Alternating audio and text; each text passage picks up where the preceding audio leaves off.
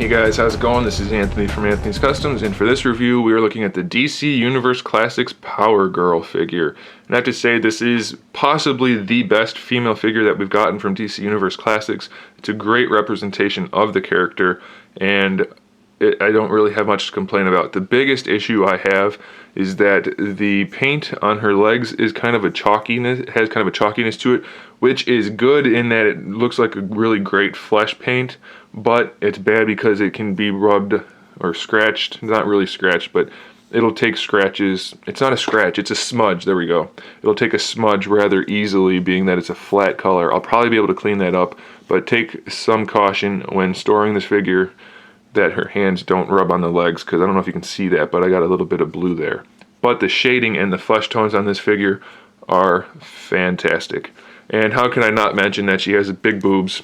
It's Power Girl, she's supposed to have big boobs, and they added big boobs on this figure, so it's a perfect representation of the character. It is all sculpted, it's not just painted around the seam for her booby hole, whatever that's called. So they did a good job. The little cape thing is sculpted really well. It has some shading on it. The head, pretty good likeness. It's not one of the best female heads, but it's pretty darn good. The hair is sculpted and shaded well.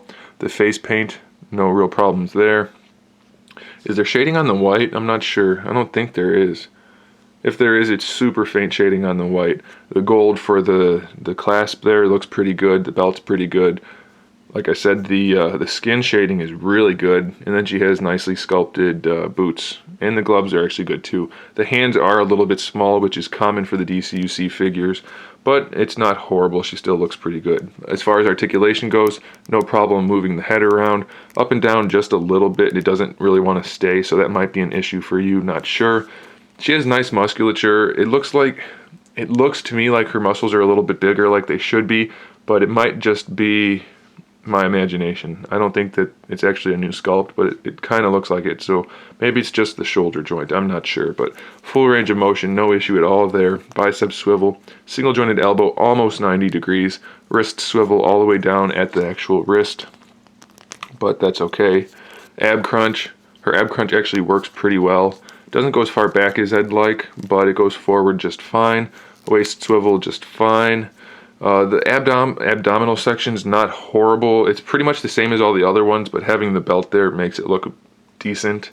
As far as the leg articulation, goes out to the side fairly far, a lot farther than some, so that's good. Bringing the leg forward, no real problem at all. We have a thigh swivel, a single jointed knee, an ankle pivot that works pretty well. She's got the older style DCSH boots. I don't think she actually had a DCSH release, but maybe she did, and that would explain some of the things about her, but I'm not positive. And then there's a little bit of an ankle rocker actually, but not too much, and the ankles do have a pretty good range of motion. So if you like Power Girl, this is definitely a figure to pick up. There's really not too much to complain about at all, and it is a great likeness. I don't know if I did the height. Maybe I did, maybe I didn't, so we'll just do it again just in case. Just under 6.5 inches tall. Alright guys, there it is. Thanks for watching. Stay tuned for more figure reviews, custom figures, and other good stuff. And in the meantime, keep collecting.